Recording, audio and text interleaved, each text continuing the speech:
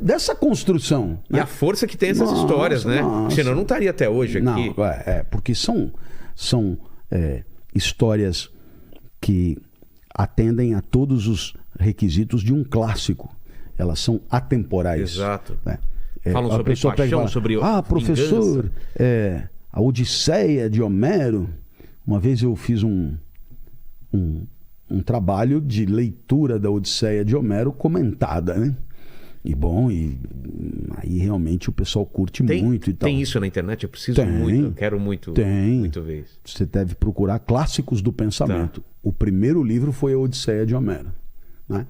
A Odisseia é um dos primeiros livros? Qual que é a importância da Odisseia na literatura? Bom, vamos lá. A primeira história de que se tem conhecimento... Gilgamesh, Gilgamesh. A primeira história, sei lá, 27 séculos antes de Cristo teria acontecido. 27 séculos antes de Cristo. Nossa. E tal. Mas teria... Isso a ocorrência. Sei. A história mesmo teria sido relatada 16 séculos, só 16 séculos antes de Cristo, escrita cuneiforme e tal. E a decodificação definitiva... Deve ter demorado. Século XIX. Só no século XIX conseguiram decodificar tudo. Um francês. E aí, do francês para as outras línguas, temos em português e tal. Mas Homero é 7 séculos antes de Cristo.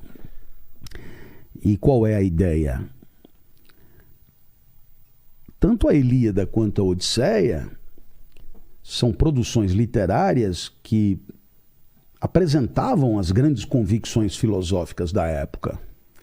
Tanto que o chamado milagre grego do surgimento da filosofia nada mais é do que pegar esses mesmos temas e trabalhá-los segundo uma ótica, digamos, ficcional, Entendi. uma ótica conceitual apenas. Então, a título de exemplo, na Odisseia, a Odisseia chama Odisseia porque o herói se chama Odisseu, que é Ulisses. E a Odisseia chama Odisseia porque é uma aventura de Ulisses voltando para casa depois da guerra de Troia, depois do cavalo de Troia que ele inventou e tal. Muito bem. Qual é a graça? Ele leva 10 anos para voltar. Contando que a guerra também levou 10 anos, então ele ficou fora de casa 20 anos. E ele quer voltar para casa e ele tem uma série de dificuldades para voltar para casa. Ele era o rei de uma cidade-estado, Ítaca, que ficava numa ilha de Ítaca, e ele era o rei e tal. Então, o que está por trás dessa história? Que o que se pretende contar? Ulisses entendia que Ítaca era o seu lugar natural. E aí, então, a ideia de que cada um de nós tem um lugar que lhe é adequado. E por que eles pensavam isso? Porque o universo era finito, ordenado, cada coisa no seu lugar. Por isso você tem o animal que tem o seu habitat, né? E o habitat de Ulisses é Ítaca. É lá que ele é feliz. É lá que ele deve viver. É lá que os seus atributos rendem. É lá que ele consegue ser virtuoso.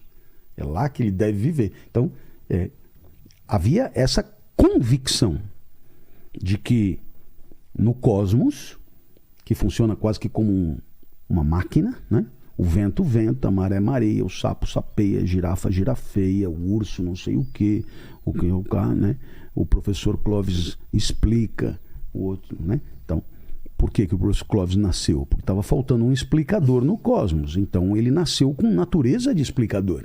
Entendi. E é por isso que ele vai ser feliz, porque ele vai explorar o que ele tem, né? E se ele porventura não descobrir a sua natureza, ele vai viver mal, ele vai viver fora de lugar, ele vai viver sem cumprir o seu papel, ele vai viver infeliz. A felicidade é a harmonia com o cosmos. Esse é o entendimento. Então Ulisses, que estava de boa em Ítaca com Penélope, feliz da vida, foi convocado para ir para a guerra. E ele não queria ir, mas ele teve que ir. Ele ficou 20 anos fora, mas ele queria porque queria voltar, né? Porque ele sabia que ali era o seu lugar natural. Um dos lugares que Ulisses passa mais tempo é a ilha de Calipso. Calipso era uma deusa maravilhosa, incrível, uma mistura de Juliana Paz com Isis Valverde e Rui Barbosa e não sei o que e tal. E ela era apaixonada por Ulisses e gostava de sexo. E assim, era de manhã, de tarde, de noite, com ninfas.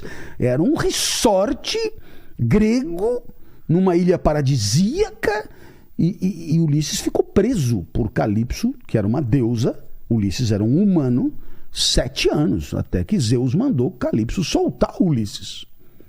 E Calipso vira para Ulisses, percebendo que Ulisses só ficaria se ele quisesse. Então fez uma proposta: se você ficar comigo, eu te dou a eternidade e a juventude, porque a eternidade só não adianta. Juventude não adianta. Vai virando uma uva passa. Eu te dou a eternidade e a juventude.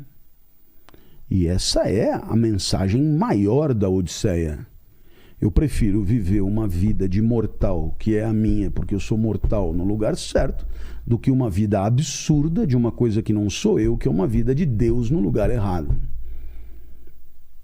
Bom, ele opta por ir embora. Ele opta por Penélope, ele opta por Ítaca, ele opta por morrer, porque ele é mortal. Então qual é a grande pergunta? Qual uma vida boa para um mortal? É querer viver para sempre? Claro que não, porque ele é um mortal. Portanto, a felicidade, ela deve estar alinhada à finitude.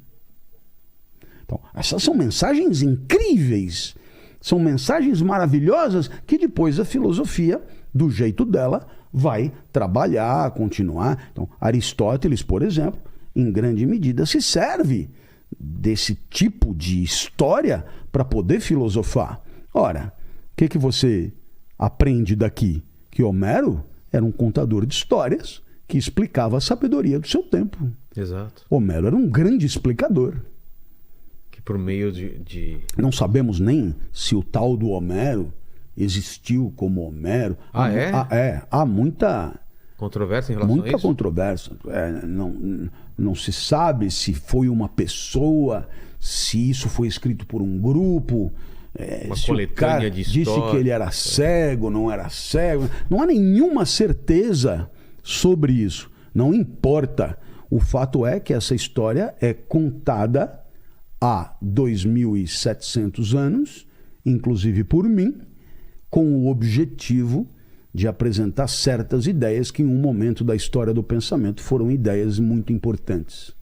Ele prefere voltar, e o que é marcante, porque eu vi o filme e sei muito da história, é o lance do Cíclope. Ciclope ou Ciclope? Ciclope. Ciclope. O que representa o Ciclope, o gigante, né? Não, é um titã. O problema todo é que o Ciclope, ele foi, digamos, a causa de toda a dificuldade. Por quê? Por quê? Bom, o Ciclope era gigantesco e tem um olho só. Ulisses ficou preso pelo Ciclope.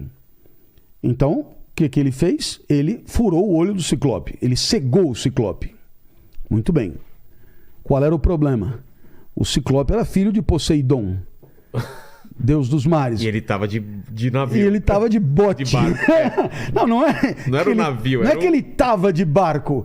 É que tudo é ilha ali. Mar para todo lado. Por que ele não foi de ônibus? Não pegou avião. Então, é que arrumar confusão com Poseidon morando numa ilha é um enrosco sem fim. E aí o que aconteceu? O que aconteceu foi que ele demorou 10 anos, porque o Poseidon, ele agia sobre Ulisses mexendo na memória e no sono. Então, quando Ulisses estava chegando, ele perdia a consciência, ele dormia, ele se atrapalhava. E aí, quando ele acordava, ele estava longe de novo e tal. Então, quer dizer, na verdade, uma coisa muito, muito, muito sofisticada em termos de consequências teóricas, a maneira como a história é apresentada, né? O quanto você tem, digamos, um Odisseu com toda a sua consciência de que quer voltar, e em algum momento forças que são nem sempre forças divinas, mas forças que estão em nós mesmos e que nos tiram do nosso caminho e que nos põem em outros caminhos que não são os nossos. Como, por exemplo, voltar para a ilha de Calypso. Né? É toda aquela história de que você não é uma linha reta coerente, mas você é uma arena de conflito, de vetores e forças que se entrechocam, contraditórias, etc. Então, você pode tirar dessa história N conclusões poderosíssimas e, naturalmente, as pessoas fizeram isso ao longo do tempo com muita sabedoria. Né? Exato. E esse livro, professor? Vamos lá. Esse é o último livro.